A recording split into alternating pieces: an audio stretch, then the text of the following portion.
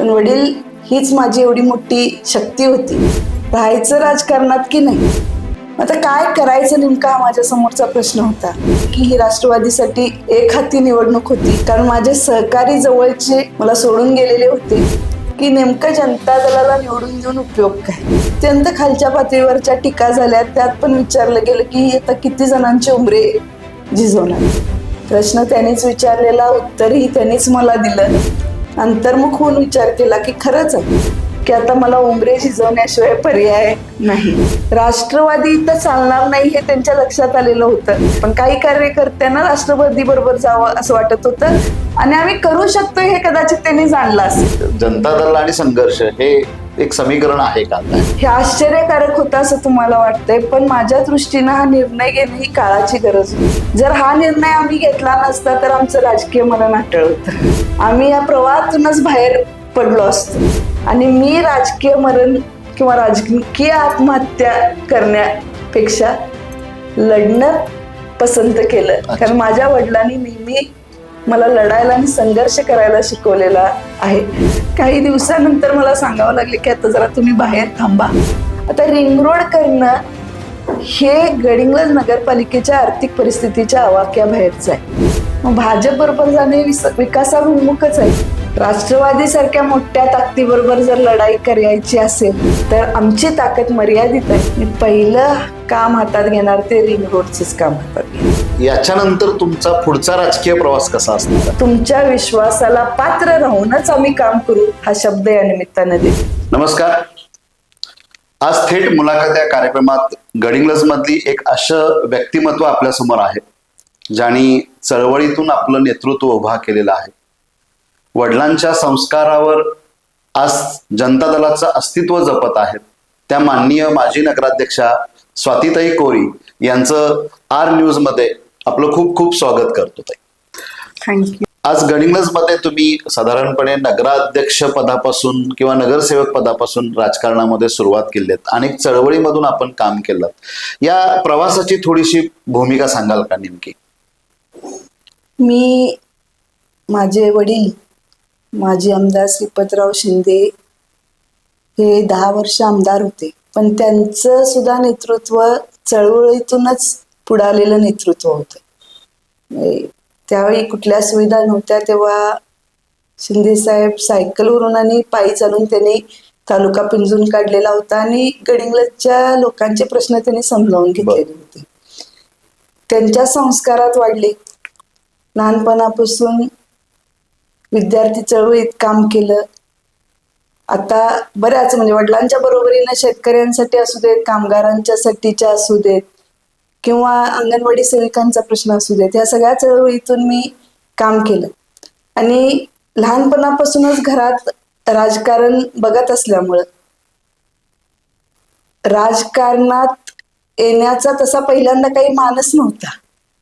पण नागरिकांच्या 2006 साली पहिल्यांदा जेव्हा नगरपालिकेच्या निवडणुकीला मी उभी राहिली तेव्हा आमच्या प्रभागातल्या नागरिकांनी वडिलांकडे विनंती केलेली होती की आमच्या प्रभागात ताईंची उमेदवारी द्या. आणि अशा पद्धतीनं मी नगरपालिकेच्या राजकारणात वगैरे. या वर्षीच्या इलेक्शन मध्ये राष्ट्रवादी काँग्रेस यावर्षी एक हाती सत्ता घेणार असं चिन्ह होतं किंवा एकतर्फी लढत होणार असं चित्र सध्या सगळीकडे होतं. पण अचानक शेवटच्या दिवशी आपण पॅनलची जी घोषणा केली आणि सर्व जनतेला एक धक्का बसला की आपण जनता दलानं की भाजप, जनसुराज्य आणि शिंदे शिवसेना गट यांच्याबरोबर तुम्ही आघाडी केलीत आणि एक राजकारणामध्ये एक वेगळं चित्र की वेगळी एक टप्पा बघायला मिळाला. हे करण्यापाठीमागची आपली नेमकी भूमिका काय? मी आतापर्यंत वडिलांच्या पाठबळावर आधारानं काम करत होते. आमचा ना कोणी आमदार आहे ना कोणी मंत्री, पण वडील हीच माझी एवढी मोठी शक्ती होती की 2023 पर्यंत वडिलांच्या निधनापर्यंत आम्हाला अशी काही गरजच जाणवली नाही. पण 2023ला जेव्हा माझ्या वडिलांचं निधन झालं तेव्हा खूप मोठी पोकळी निर्माण झाली आणि प्रश्न असा उपस्थित झाला की आपण या गडिंग्लजचं राजकारणात राहायचं राजकारणात की नाही. कारण आमचा पक्ष काही तसा फार मोठा पक्ष नव्हता. माझ्या पाठीमाग फक्त गडिंग्लजच्या नागरिकांचं प्रेम आणि विश्वास आणि आमच्या कार्यकर्त्यांची भक्कम असलेली फळी. माझ्या वडिलांनी जे गडिंग्लज मधल्या लोकांशी 3-3 पिढ्यांची नाती जपलेली आहेत, ही एवढीच ताकद माझ्याकडे होती. आता काय करायचं नेमका हा माझ्या समोरचा प्रश्न होता. पण जेव्हा आम्ही कार्यकर्त्यांना एकत्रित केलं, विश्वासात घेतलं, तेव्हा सगळ्यांनी ठरवलं की आपण लढत राहायचं. नगरपालिकेच्या निवडणुकीच्या बाबतीत सुद्धा सगळ्यांनी ठरवलं लढत राहायचं. आपण म्हणताय ते अगदी बरोबर आहे की ही राष्ट्रवादीसाठी एक हाती निवडणूक होती, कारण माझे सहकारी जवळचे मला सोडून गेलेले होते. आमची शहरातली ताकद कमी झाली काय असाही प्रश्न होता. पण ज्या लोकांनी माझ्यावर विश्वास दाखवलाय, जे कार्यकर्ते वडिलांच्या नंतरही ठामपणे माझ्या पाठीमाग उभे आहेत, त्यांना पोरकं करून चालणार नाही. आणि मग आता वडील नाहीत तर कशा पद्धतीनं पुढे जायचा हा प्रश्न होता. आणि अशातच माझ्यावर एक प्रश्न विचारला गेला की नेमकं जनता दलाला निवडून देऊन उपयोग काय. जनता दलाच्या हातात सत्ता दिली तर त्यांचा आमदार नाही, मंत्री नाही, ते निधी कुठून आणणार, विकास कसा करणार, हा प्रश्न उपस्थित झाला. आणि पुढचा एक प्रश्न माझ्यावर अत्यंत खालच्या पातळीवरच्या टीका झाल्या. त्यात पण विचारलं गेलं की आता किती जणांचे उमरे झिजवणार. प्रश्न त्यांनीच विचारलेला, उत्तरही त्यांनीच मला दिलं. मी खूप विचार केला, अंतर्मुख होऊन विचार केला की खरंच आहे, गडिंग्लजच्या नागरिकांच्या अपेक्षा वाढलेल्या आहेत. आणि 2006 पासून 2021 पर्यंत काम करत असताना बरेच पुरस्कार आम्ही गडिंग्लज शहरासाठी मिळवले. अच्छा. स्वच्छतेचे पुरस्कार मिळवले, राज्याचा वनश्री पुरस्कार आम्ही मिळवला. आज आपण गडिंग्लज मध्ये जेवढ्या विकास कामं पाहतोय, म्हणजे अगदी आपलं योगा भवन पासून जरी सुरू केलं तर योगा भवन, स्विमिंग पूल, त्याच्यानंतर आपले सुपर मार्केट असू देत, जेवढ्या काही व्यापारी केंद्र गडिंग्लज उभी केली, भाजी मंडई असू देत, दिनकरराव शिंदे मास्तर विद्यालय असू देत, या सगळ्या गोष्टी जनता दलानं केलेल्या आहेत. पण आता अपेक्षा अजूनही वाढलेल्या आहेत. रिंग रोडचा प्रश्न आता अत्यंत महत्वाचा ठरलेला आहे, कारण गडिंग्लज शहरातून आता आपण पायी जाऊ शकत नाही अशी परिस्थिती. एवढं ट्रॅफिक, आता तर साखर कारखाने सुरू झाल्यानंतर तर ट्रॅफिक मधून लोकांनी चालणं हे अत्यंत अडचणीचं ठरायला लागलेलं आहे. STP नाही आहे प्लांट, कचरा डेपो तुडुंब व्हायला लागलेला आहे, ती जागा आता अपुरी पडायला लागलेली आहे. जो हद्दवाढीतला भाग गडिंग्लज शहरामध्ये आला, त्यातल्या अजूनही रस्ते, गटारी, ह्या सगळ्या मूलभूत सुविधा अजून तिथपर्यंत पोहोचलेल्या नाहीत. माझं स्वतःचं एक स्वप्न की गडिंग्लज मध्ये एक सुसज्ज असं नाट्यगृह असावं, ते अजून पूर्ण करता आलेलं नाही. हे सगळं करायचं झालं तर मग आपण फक्त जनता दल म्हणून या निवडणुकीला सामोरं जाऊन उपयोग नाही. मग किती जणांचे उमरे तू झिजवणार, या प्रश्नात मी ठरवलं की आता मला उमरे झिजवण्याशिवाय पर्याय नाही. फक्त जनता दल म्हणून मी लोकांच्या अपेक्षा पूर्ण करू शकणार नाही, ताकद आमची तेवढी पुरणार नाही. मग आता काहीतरी केलं पाहिजे. त्याच दरम्यान आम्ही सावकरना जाऊन भेटलो आणि सावकरने अत्यंत पॉझिटिव्ह रिस्पॉन्स आम्हाला दिला. त्यांनी गडिंग्लजच्या लोकांचा सेन्स घेतलेला होता की राष्ट्रवादी इथं चालणार नाही, हे त्यांच्या लक्षात आलेलं होतं.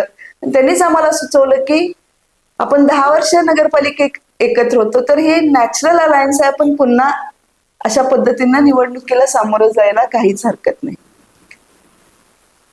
त्यानंतर 2 दिवसांनी महाराष्ट्र राज्याचे उच्च व तंत्र शिक्षण मंत्री आदरणीय चंद्रकांत दादा पाटील यांनी बोलवलं. त्यांनी सुद्धा निवडणुकीच्या तुमचा काय, कशा पद्धतीने तुम्ही निवडणुकीला सामोरे जाणार आहात असा प्रश्न केल्यावर मी अगदी प्रामाणिकपणे सांगितलं, दादा आम्हाला भाजप बरोबर जायला कुठलीही अडचण नाही. कारण लोकांच्या अपेक्षा पूर्ण करायच्या, गडिंग्लजचा जर सर्वांगीण विकास करायचा असेल तर महाराष्ट्रात सत्तेत असलेला पक्ष आता आम्हाला आमच्या सोबत घ्यावा लागतो. हवा आहे. त्यामुळं दादाही तयार झाले. आम्ही आदरणीय खासदार महाडिक साहेबांना भेटलो, तेही तयार झाले. पालकमंत्री आंबेडकर साहेबांशी चर्चा केली, तेही तयार झाले. पण ही युती शेवटच्या क्षणापर्यंत, कारण काय होतं, या सगळ्या राजकीय पक्षांच्या ज्यांची नावं मी घेतली, आदरणीय शिवाजी भाऊ पाटील असतील आमदार, त्या सगळ्यांना आमच्या बरोबर येणं मान्य होतं. पण राष्ट्रवादीकडूनही तेवढ्याच ह्यांना त्यांच्याशी युती करण्यासाठीचे प्रयत्न सुरू होते.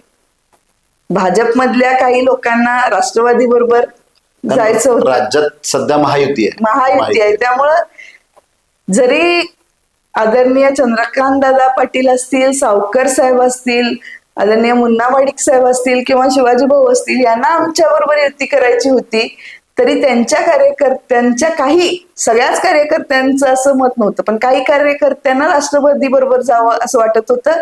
कारण याचं कारण आमची ताकद कमी झाली आणि आमच्या बरोबर जाऊन काय उपयोग नाही असं त्यांना वाटत होतं.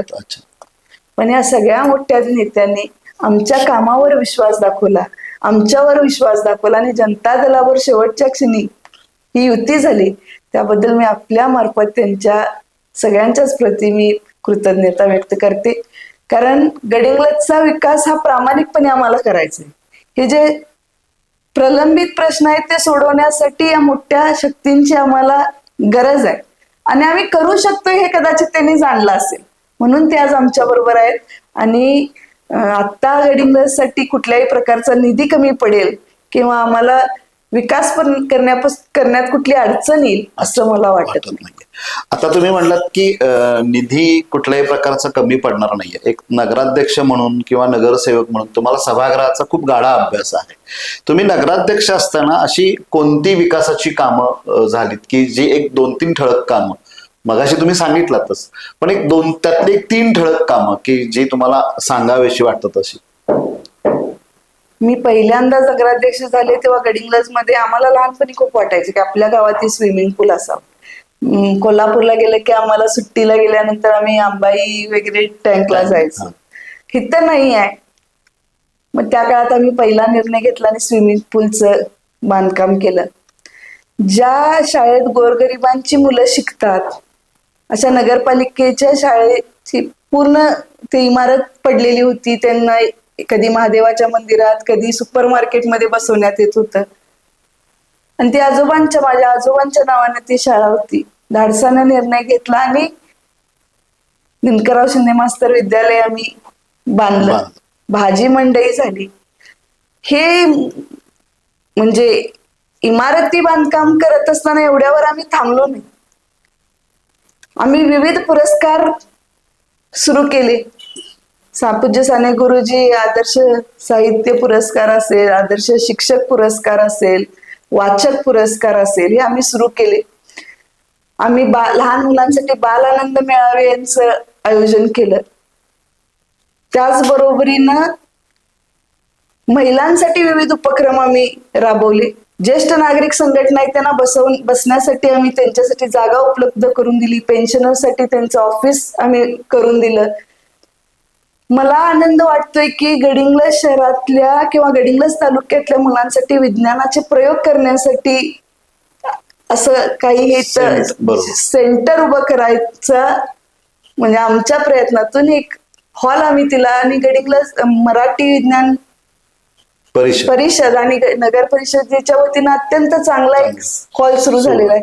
त्याचबरोबर आपल्या बरोबरीनं आपलं गडिंग्लज नाट्य चळवळीला तुम्ही तिथं नाट्य चळवळ वाढावी, कारण लहानपणापासून आम्ही नाटकं गडिंग्लज मध्ये आलेली बघत होतो. इथं नाट्य चळवळ रुजलेली होती, पण मध्ये काही काळ खंड पडलेला होता आणि मग ही नाट्य चळवळ पुन्हा सुरू व्हावी यासाठी आपण जेव्हा प्रस्ताव दिला तेव्हा कला अकादमीच्या बरोबर आपण तो हॉल नाममात्र 1 रुपयाच्या भाड्यानं दिला.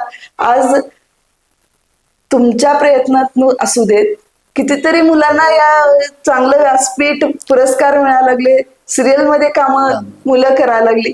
म्हणजे हा माझ्यासाठी अत्यंत समाधानाच्या गोष्टी आहेत. झालेल्या आहेत. मला असं विचारायचं की तुम्ही नेहमी चळवळीतून काम करत आलात, म्हणजे तुमचे वडील असू देत, माननीय शिंदे साहेब असू देत, तुम्ही असू देत, कायम रस्त्यावरची लढाई आपण लढत आलेला आहात. हा संघर्षामध्ये काय सांगाल की जनता दल आणि संघर्ष हे एक समीकरण आहे का? काय जनता दल नेहमी सत्तेच्या विरोधात राहिलं. माझ्या वडिलांना आमदार असताना बऱ्याच ऑफर आलेल्या होत्या, पण त्यांनी कायम आयुष्यभर तत्वाचं राजकारण केलं, सर्वसामान्यांचं राजकारण केलं. आणीबाणीच्या काळात माझे वडील 14 महिने तुरुंगात होते. एसटी कामगारांच्या साठी माझे वडील 2 महिने तुरुंगात होते. कुंभारांसाठी त्यांना तुरुंगात जावं, त्यांच्या मातीची रॉयल्टी मिळावी यासाठी प्रांत ऑफिसच्या दारात चुली घालून त्यांनी आंदोलन केलेलं होतं. शेवटपर्यंत त्यांनी रस्त्यावरची लढाई केली आणि कायम सत्तेच्या विरोधात असल्यामुळे संघर्ष करण्याशिवाय पर्याय नव्हता. संघर्षाशिवाय न्याय मिळणं शक्य नव्हतं. कामगार असू देत, कष्टकरी वर्ग असू देत, त्या सगळ्यांसाठी सातत्यानं न्याय मागण्यासाठी त्यांना रस्त्यावर यावं लागलं. त्यामुळे जनता दल आणि संघर्ष हे एक समीकरणच झालेलं होतं. मला एक सांगा की राजकारणात महिला म्हणून काय दृष्टी असावी असं वाटतं तुम्हाला सध्या? राजकारणात येत असताना मगाशी एका प्रश्नाचं उत्तर माझं अर्धवट राहिलं. मी ही युती केली हा सगळ्यांनाच, म्हणजे मी भाजप बरोबर गेले, शिंदे शिवसेनेबरोबर गेले किंवा जनसुराज्य तर आमचं पहिल्यापासून नॅचरल अलायन्स होताच. हे आश्चर्यकारक होतं असं तुम्हाला वाटतंय, पण माझ्या दृष्टीनं हा निर्णय घेणं ही काळाची गरज होती. जर हा निर्णय आम्ही घेतला नसता तर आमचं राजकीय मरण अटळ होतं. अच्छा. आम्ही या प्रवाहातूनच बाहेर पडलो असतो. आम्ही टिकूच शकलो, म्हणजे ज्या ताकदी विरोधात आम्ही आज गडिंग्लजमध्ये लढायला लागलोय त्या ताकदी विरोधात आम्ही टिकणं शक्य नव्हतं.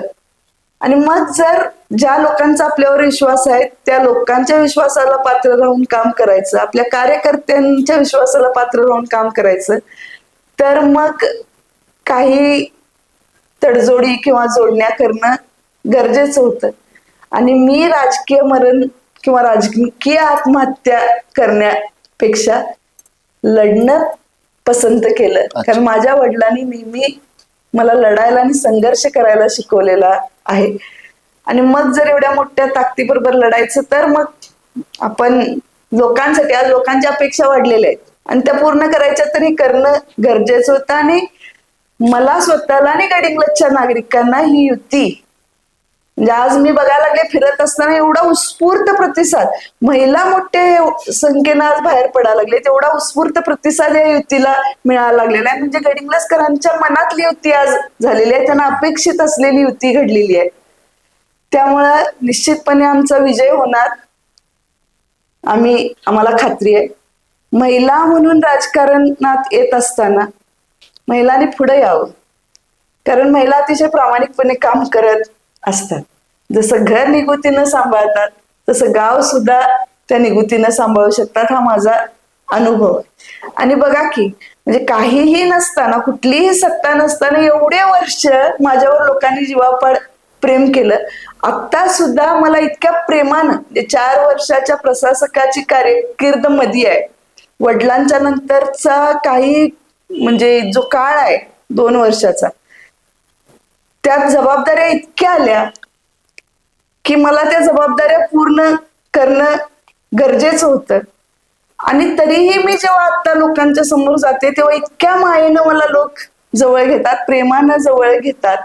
त्यामुळं त्यांना खात्री आहे की ही महिला चांगल्या या शहरात काम करू शकते. आणि त्यामुळेच महिलांनी पुढे यावं, राजकारणात यावं. कारण राजकारण हे एक क्षेत्र असं आहे की आपण, किंवा नगरपालिकेच्या माध्यमातून असं म्हणता येईल की आपण अतिशय म्हणजे सर्वसामान्यांची अतिशय छोटी मोठी कामं आपण करू शकतो. फार काय अपेक्षा त्यांच्या नसतात, पण त्यांच्या फोन आला, पाणी आलेलं नाही आणि आपण तरी त्या खुश असतो. म्हणजे लोक एवढ्या, काही लोकांच्या एवढ्या मूलभूत गरजा असतात. आणि लोकप्रतिनिधी म्हणून आपण ज्यांना निवडून दिलंय त्यांनी आपलं ऐकावं, आणि त्याच्यावर काहीतरी उपाययोजना करावी, याच्या पलीकडे जास्त काय अपेक्षा अपेक्षा नसते. सामान्य नागरिकांची असत नाही. आणि हे महिला चांगल्या पद्धतीने करू शकतात. त्यामुळे महिलांनी यावं, महिलांनी पुढे येऊन धाडसानं काम करावं. मी सर तुम्हाला सांगते की 2006 साली जेव्हा मी पहिल्यांदा निवडणूक जिंकली, नगराध्यक्ष झाले, त्यावेळी प्रत्येक वेळेला माझ्या बरोबरच्या सहकारी नगरसेवकेबरोबर त्यांचे पती असायचे. अच्छा. बऱ्यापैकी निर्णय प्रक्रिया त्यांच्या हातात असायची. शेवटी काही दिवसानंतर मला सांगावं लागले की आता जरा तुम्ही बाहेर थांबा, आम्ही बघतो. त्यावेळी 35% आरक्षण होतं, महिलांची संख्या कमी कमी होती. 2011ला जेव्हा निवडणूक झाली तेव्हा परिस्थिती बदलायला लागली, महिला धाडसानं पुढे यायला लागली. 16ला तर मी असं बघितलंय की त्या सभागृहात बोलायला लागल्या, निर्णय घ्यायला लागल्या, काम करायला लागल्या. म्हणजे आता परिस्थिती पूर्ण बदललेली. आता मुली धाडसानं पुढे यायला लागलेत, प्रश्न मांडायला लागलेत, काम करून घ्यायला लागलेत प्रशासनाकडनं. त्यामुळे महिलांसाठी हे क्षेत्र अतिशय उत्तम आहे, कारण आपण यातून लोकांची मदत करू शकतोय. ही एक चांगली सोय या नगरपालिकेच्या माध्यमातून होऊ शकते. मगाशी तुम्ही म्हणलात की आपण थोडस युतीबद्दल बोलूया, कारण लोकांच्या मनामध्ये अजूनही काही प्रश्न आहेत की आज तुम्ही जी भाजप बरोबर जी युती केली ती तुम्हाला विकासाभिमुख वाटते का आता? म्हणजे हा लोकांच्या मनातला प्रश्न आहे साधारण. नाही, आज भाजपचे मुख्यमंत्री आहेत आणि मुख्यमंत्र्यांच्याच हातात सगळी ताकद असती, सत्ता असती. गडिंग्लजचे जे प्रश्न मार्गी लावायचे आहेत, म्हणजे अगदी बोलायचं झालं तर रिंग रोडचा प्रश्न आहे. रिंग रोड झाला नाही तर रस्त्यावरचा ताण वाढत जाणार आहे. जरी आता हा हायवे झाला असला तरी आपण ट्रॅफिक कमी झाले असं काही चित्र आपल्याला दिसत नाही. हे कधी होऊ शकतंय? जेव्हा बाहेर गावाहून येणारे ट्रॅफिक आपण रिंग रोडच्या माध्यमातून बाहेर काढू तेव्हाच ताण कमी होऊ शकतोय. आता रिंग रोड करणं हे गडिंग्लज नगरपालिकेच्या आर्थिक परिस्थितीच्या आवाक्याबाहेरचं आहे. गडिंग्लज नगरपालिकेला हे कधीही शक्य होणार नाही. मग 2016 साली हा प्रश्न नव्हता काय? होता.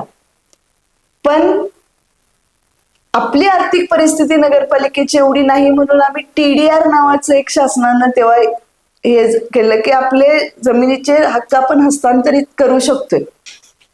TDR जसं जमीन विकता येते तसं TDR विकता येतो. आम्ही प्रयत्न केला, जे शेतकरी बाधित होत होते रिंग रोडमुळं त्यांना एकत्र आणलं, त्यांचं प्रशिक्षण दिलं, पण त्याला फारसा प्रतिसाद मिळाला नाही, कारण ते TDR मिळवण्याची जी प्रोसिजर आहे ती सुद्धा क्लिष्ट होती. मग हे करायचं झालं तर ह्याचा निधी फक्त सरकारातले मुख्यमंत्री देऊ शकतात. मग भाजप बरोबर जाणे विकासाभिमुखच आहे. जे प्रलंबित प्रश्न सोडवण्याची ज्यांच्या हातात शक्ती आहे, ताकद आहे, त्यांच्या बरोबर गेल्यामुळे मी सांगू शकते की कुठलाही प्रश्न असेल तो सोडवण्यासाठी आज आमच्या बरोबर मुख्यमंत्री आहेत. नगर विकास मंत्री एकनाथ शिंदे साहेब ज्यांच्याकडे नगर विकास खातं आहे आणि ते महाराष्ट्राचे उपमुख्यमंत्री आहेत, ते आमच्या सोबत आहेत. पालकमंत्री आमच्या सोबत आहेत. त्यामुळे ही युती ही विकासाभिमुख विकासासाठीच केलेली, गडिंग्लज शहराच्या सर्वांगीण विकासासाठीच केलेली ही युती आहे. पण म्हणजे बऱ्याच आता वेगवेगळ्या ह्याच्यातनं टीका तुमच्याकडे होत असते की आज कारण जनस्वराज्य बरोबर तुमचं नॅचरल अलायन्स आहे, पण भाजप आणि जनता दलाचे विचार हे मग म्हणजे तुम्ही काय विचार केलात नेमकं की बाबा नाही आता इथं गेलं पाहिजे, म्हणजे हा विचार जुळवण्यासाठी काय विचार केलात तुम्ही? मी फक्त गडिंग्लज शहराचा सर्वांगीण विकास हाच विचार करून भाजप बरोबर गेले, कारण माझ्याकडे पर्याय दुसरा नव्हता. राष्ट्रवादी सारख्या मोठ्या ताकदीबरोबर जर लढाई करायची असेल आणि जर लोकांच्या अपेक्षा, नागरिकांच्या अपेक्षा पूर्ण करायच्या असतील तर आमची ताकद मर्यादित आहे.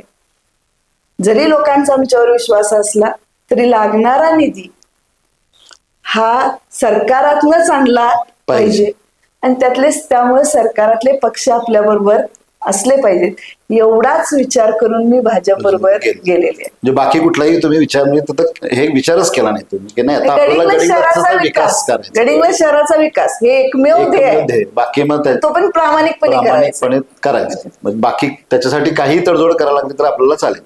हा गडिंग्लज शहराच्या विकासासाठी अच्छा, सत्तेत आल्या आल्या समजा आज महायुती जर सत्तेत आली तर पहिलं काम तुम्ही कुठलं हातात घेणार? मी पहिलं काम हातात घेणार ते रिंग रोडचंच काम हातात घेणार. अच्छा. कारण आज रिंग रोड ही गडिंग्लजसाठी अत्यंत गरजेची गोष्ट बनलेली आहे. आपण बघायला कितीतरी अपघात या ट्रॅफिकमुळे व्हायला लागलेत, हकनाक लोकांचे जीव या ट्रॅफिकमुळे जायला लागलेत. आणि रिंग रोड झाला तर जे वाढीव भाग आहे अच्छा, त्यांचं सांडपाण्याचं आपल्याला काहीतरी करता येईल. नियोजन करता येईल. आज काय झालंय, शहराच्या आणि रिंग रोडच्या मध्ये शेती आहे आणि कोणताही शेतकरी हे सांडपाणी आपल्या शेतात घ्यायला तयार आहे. त्यांचं एका दृष्टीनं बरोबर आहे की त्यांच्या जमिनी खराब होणार. जोपर्यंत रिंग रोड होत नाही तोपर्यंत आम्ही ते पाणी त्या रिंग रोडला सोडू शकत नाही. ट्रॅफिक जसं आहे तसं सांडपाण्याच्या व्यवस्थापनाचा प्रश्न सुद्धा आहे. हे सगळं सोडवायचं तर रिंग रोड ही माझी प्रायोरिटी असेल. दुसरं गडिंग्लजचा कचऱ्याचा प्रश्न खूप मोठा आहे, तो सुद्धा सोडवणं गरजेचं आहे. अजूनही आपल्याकडं अंतर्गत गटारी नाहीत, STP प्लांट आपल्याकडे चांगल्या पद्धतीचा नाही. त्यामुळं हे पाणी नदीत मिसळतंय. आता आपण त्याच्यासाठी योजना केलेल्या आहेत, पण तरीही नागरिकांचा जीवाचा विचार केला, सुरक्षिततेचा विचार केला तर STP प्लांट करणं गरजेचं आहे. आणि मी मगाशी म्हटल्याप्रमाणे नाट्यगृह उभा करणे हे माझं स्वप्न आहे. त्यामुळे नाट्यगृह ही माझी प्रायोरिटी असेल. आपल्याकडे जागा उपलब्ध, आरक्षण आहे. त्यामुळं आणि मग ज्या मूलभूत सुविधा म्हणजे रस्ते, गटारी, पाणी, लाईट, स्वच्छता सगळ्यात महत्वाची, हे सगळं करण्यासाठी नगरपालिकेच्या सत्तेत जाणं गरजेचं. आज जी तुम्ही आता महायुती केलेली आहात याच्यानंतर तुमचा पुढचा राजकीय प्रवास कसा असणार आहे, हा शेवटचा प्रश्न तुम्हाला असेल. आज मी गडिंग्लज शहराच्या विकासाला डोळ्यासमोर ठेवून मी महायुती केलेली आहे. अजून पुढचा विचार मी केलेला नाही. ज्या त्यावेळी जो तो निर्णय योग्य घ्यावा लागेल तो मी निर्णय घेईन. पण आज फक्त गडिंग्लजच्या शहराच्या विकासासाठी, गडिंग्लजच्या नागरिकांच्या अपेक्षा पूर्ण करण्यासाठी आमची ताकद मर्यादित आहे याची जाणीव ठेवून आज आम्ही युती केलेली आहे. जेव्हा पुढचे प्रश्न येतील तेव्हा कार्यकर्त्यांना विश्वासात घेऊन कार्यकर्त्यांशी चर्चा करून जो योग्य निर्णय घ्यावा लागेल तो घेईन. गडिंग्लजच्या सर्व मतदार बंधू भगिनींना माझे हात जोडून विनंती आहे की गडिंग्लज शहर एक सुसंस्कृत शहर म्हणून ओळखलं जाते. गडिंग्लज शहर हे सुरक्षित शहर म्हणून ओळखलं जाते. आणि या गडिंग्लजचं एक वेगळं गावपण आहे. म्हणजे जरी शहर असलं तरी या शहरानं आपलं गावपण टिकवलेलं आहे. हे जर टिकवायचं असेल तर गडिंग्लज म्हणजे आपण बघतोय की बाहेरून येणारे सुद्धा गडिंग्लज, आता आपलंच उदाहरण आहे, आपण कोल्हापूरमधून येऊन इथं गडिंग्लज मध्ये आमच्या स्थायिक झाले कारण हे या शहराचं वैशिष्ट्य आहे. हे टिकवायचं असेल आणि एक चांगल्या पद्धतीने एक गडिंग्लज शहर आपल्याला विकसित करून पुढं मॉडेल म्हणून आणायचं असेल तर जनता दल, जनसुराज्य, भाजप आणि शिवसेना ही युती निवडून येणं ही गडिंग्लजची गरज आहे. त्यामुळे मी आपल्याला हात जोडून विनंती करते की आमच्या या युतीवर विश्वास ठेवून आम्हाला तुम्ही भरघोस मताने विजयी करावा. आमचे नगराध्यक्ष पदाचे उमेदवार आहेत गंगाधर हिरेमठ, त्यांचं चिन्ह आहे नारळाची बाग. मी मुद्दामून त्यांचं नाव घेऊन विनंती करायला लागले कारण नगराध्यक्ष विकासासाठी निवडून येणं खूप गरजेचं असतं. नगराध्यक्षांना निवडून द्यावं आणि सगळ्याच या पॅनल मधल्या उमेदवारांना आपण निवडून द्यावं अशी विनंती करते. तुमच्या विश्वासाला पात्र राहूनच आम्ही काम करू हा शब्द या निमित्तानं देते. धन्यवाद. तुम्ही आलात आणि अगदी छान मनमोकळ्या गप्पा मारल्यात. तुमच्या पुढच्या प्रवासासाठी आणि तुमच्या निवडणुकीसाठी तुम्हाला यश मिळो अशी आर न्यूज कडून तुम्हाला खूप खूप शुभेच्छा. धन्यवाद. धन्यवाद.